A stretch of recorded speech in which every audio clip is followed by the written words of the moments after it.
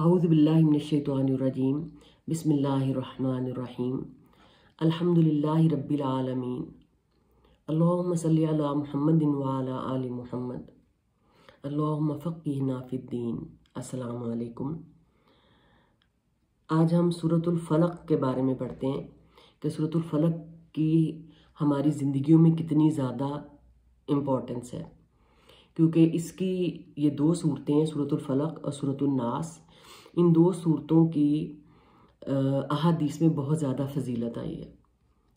ہمارے معاشرے، یہ جو ہمارا خاص کر جو انڈین سب کانٹیننٹ ہے، اس میں پاکستان، بنگلہ دیش، انڈیا، سری لنکا، نیپال، اس میں بہت زیادہ توہم پرستی ہے۔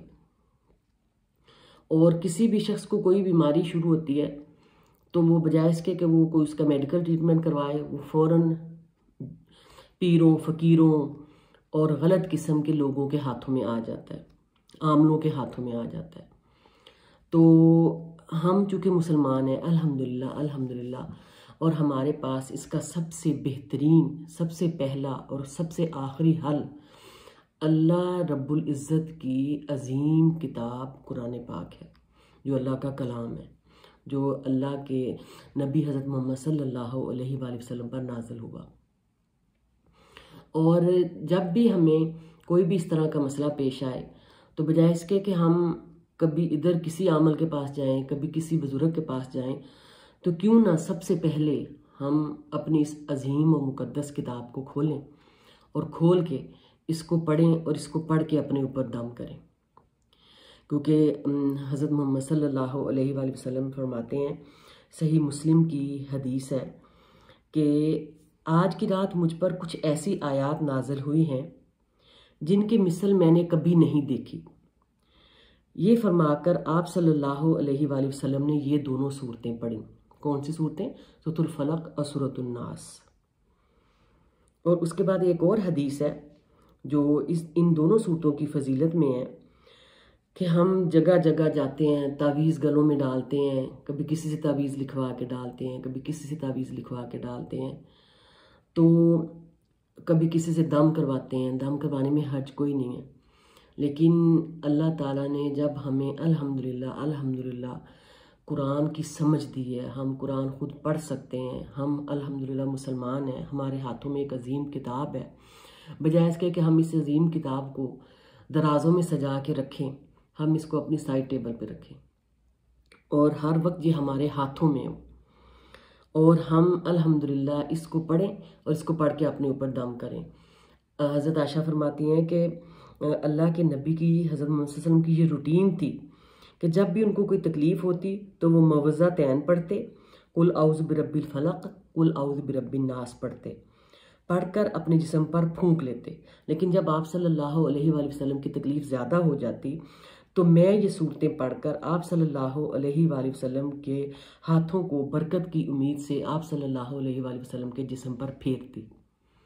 اب دیکھیں، اس حدیث سے بڑھ کے ہمیں اور کیا چیز چاہیے کہ یہ ہمارے پیارے حبیب کا عمل تھا، ٹھیک ہے۔ اب اس سے بڑھ کے ہمارے لیے اور کوئی بھی عملی نمونہ نہیں ہو سکتا جتنی ہمارے نزدیک یہ حدیث اہمیت کی حامل ہے۔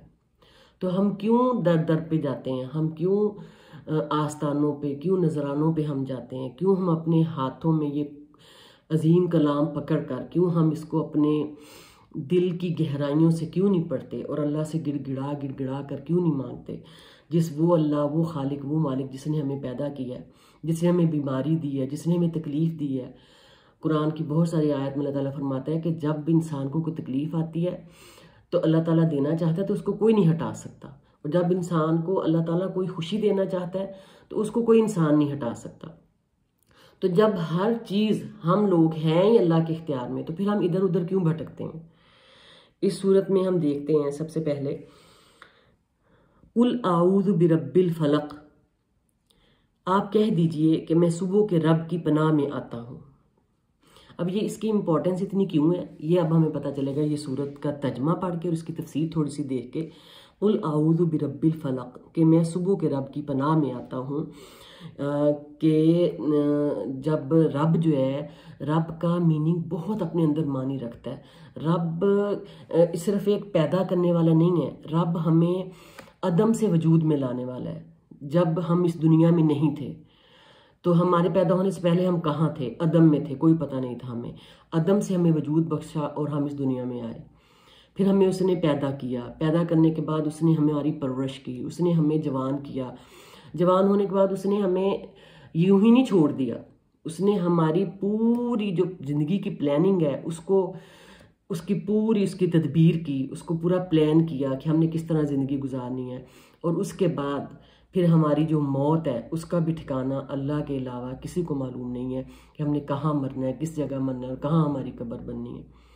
رب کے معنی میں بہت وسعت ہے. رب ہمارا خالق ہے, مالک ہے, مدبر ہے. رب کا لفظ کو معمولی نہیں ہے. قل اعوذ برب الفلق, آپ کہہ دیجئے کہ میں صبح کے رب کی پناہ میں آتا ہوں. صبح کے رب کی پناہ کس لیے مانگی گئی کہ صبح جب ہم دیکھتے ہیں تو صبح بڑی امپورٹنٹ ہے ایک, کہ وہ جس طرح اللہ تعالیٰ رات کا اندھیرا ختم کر کے صبح لاتا ہے نا, تو اسی طرح اللہ تعالیٰ خوف اور دہشت کو دور کر کے پناہ مانگنے والے کو بھی امن دیتا ہے. دن میں ایک امید ہوتی ہے نا, روشنی ہوتی ہے, اور جس طرح انسان رات کو اس بات کا منتظر ہوتا ہے کہ صبح روشنی ہو جائے گی, تو اسی طرح خوف زدہ آدمی پناہ کے ذریعے صبح کامیابی کے طلوع کا امیدوار ہوتا ہے کہ اب انشاءاللہ مجھے کامیابی ملی گی. رات کو نہ کرتے ہی ڈر, خوف اور مایوسی ہوتی ہے, لیکن جو ہی دن آتا ہے, دن کا روشنی آتی ہے, اجالا آتا ہے, تو ساتھ ہی انسان جو ہے وہ اس کی طبیعت میں پلیزنٹ ہو جاتی ہے, اس کی طبیعت میں ایک فریشنس آ جاتی ہے. قل اعوذ برب الفلق, میں صبح کے کہہ دیجئے کہ میں صبح کے رب کی پناہ میں آتا ہوں.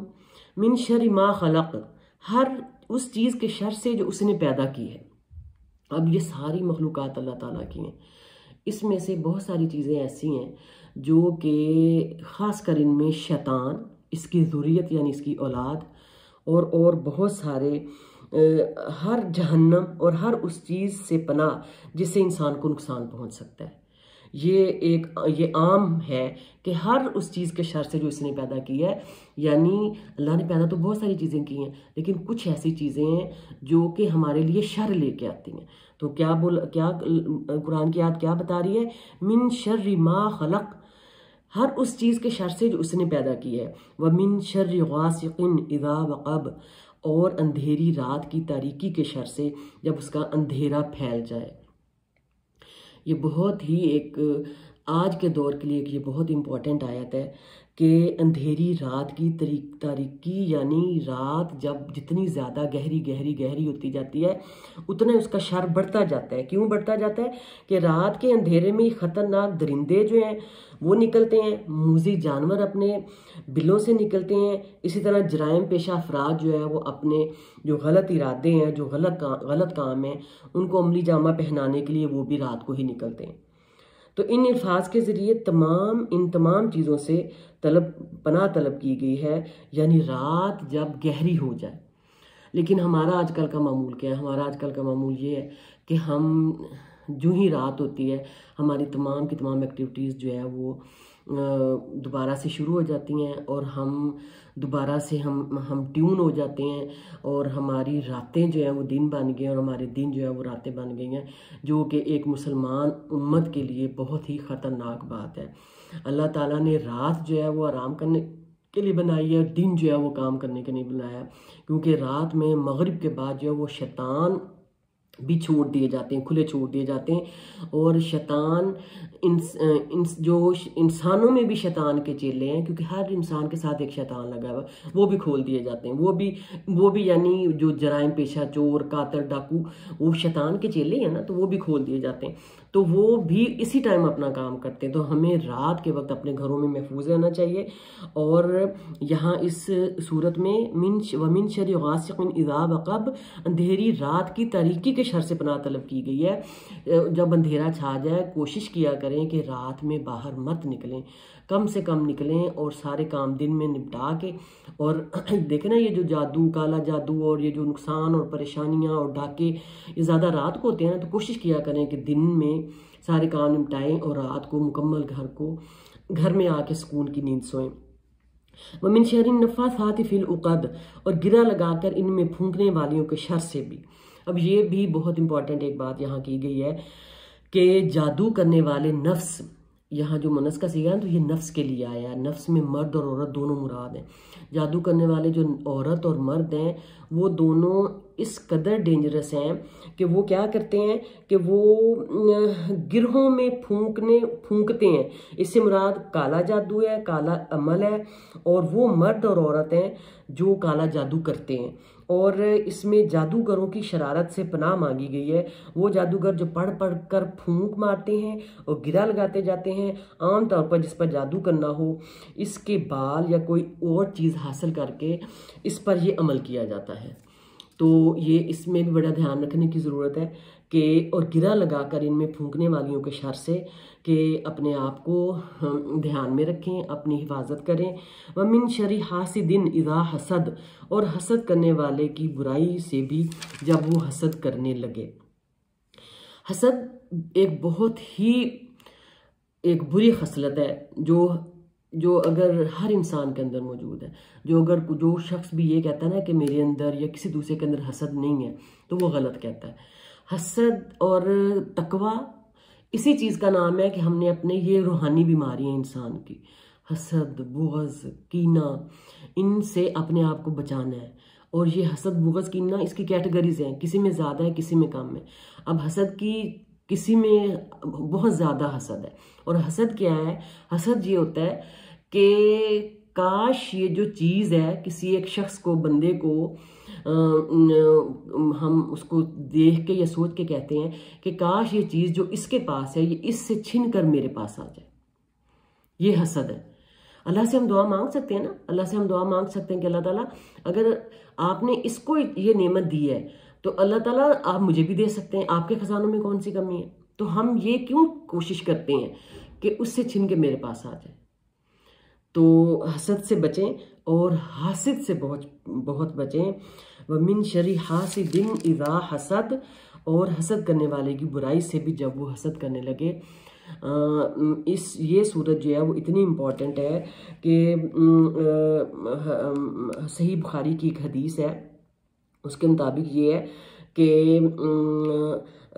جب نبی صلی اللہ علیہ وآلہ وسلم پر جادو کیا گیا تو جبرائیل علیہ السلام یہی 2 صورتیں لے کر حاضر ہوئے اور فرمایا کہ ایک یہودی نے آپ صلی اللہ علیہ وآلہ وسلم پر جادو کیا ہے اور یہ جادو فلاں کنویں میں ہے۔ آپ صلی اللہ علیہ وسلم نے حضرت علی کو بھیجا، حضرت علی رضی اللہ عنہ کو بھیج کر اسے منگوایا۔ یہ ایک کنگھی کے دندانوں اور بالوں کے ساتھ ایک تانت کے اندر 11 گرہیں پڑی ہوئی تھیں اور موم کا ایک پتلا تھا جس میں سوئیاں چبھوئی ہوئی تھیں۔ جبرائیل علیہ السلام کے حکم کے مطابق آپ صلی اللہ علیہ وآلہ وسلم ان دونوں صورتوں میں سے ایک ایک آیت پڑھتے جاتے اور گرہ کھلتی جاتی اور سوئی نکلتی جاتی۔ خاتمے تک پہنچتے پہنچتے ساری گرہیں بھی کھل گئیں اور سوئیاں بھی نکل گئیں اور آپ صلی اللہ علیہ وآلہ وسلم اس طرح صحیح ہو گئے جیسے کوئی شخص جکڑ بندی سے آزاد ہو جائے۔ اور آپ صلی اللہ علیہ وسلم کا یہ معمول تھا کہ آپ رات کو سوتے ہوئے سورۃ اخلاص اور معوذتین پڑھ کر اپنی ہتھیلیوں پر پھونکتے اور پھر انہیں پورے جسم پر ملتے، پہلے سر، چہرے اور جسم کے اگلے حصے پر ہاتھ پھیرتے، اس کے بعد جہاں تک آپ صلی اللہ علیہ وسلم کے ہاتھ پہنچتے 3 مرتبہ آپ صلی اللہ علیہ وآلہ وسلم ایسا فرماتے۔ تو آپ صلی اللہ علیہ وآلہ وسلم کی اس سنت کے بعد اور اس سنت کے مطابق کیا ہمیں کسی اور عمل کی ضرورت ہے؟ جی نہیں، ہمیں کسی اور عمل کی ضرورت نہیں ہے۔ ہمیں انشاءاللہ قرآن اپنے ہاتھ میں پکڑنا ہے۔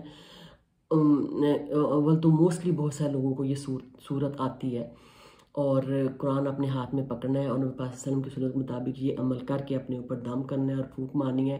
اللہ تعالیٰ ہم سب کو ان جادوئی بیماریوں سے اور ان کالے جادو والوں سے اور حاسدوں سے بچائے۔ انشاءاللہ العظیم نیکسٹ ہم سورۃ الناس کی تفسیر پڑھیں گے۔ تب تک کے لیے اجازت دیجیے۔ السلام علیکم ورحمۃ اللہ۔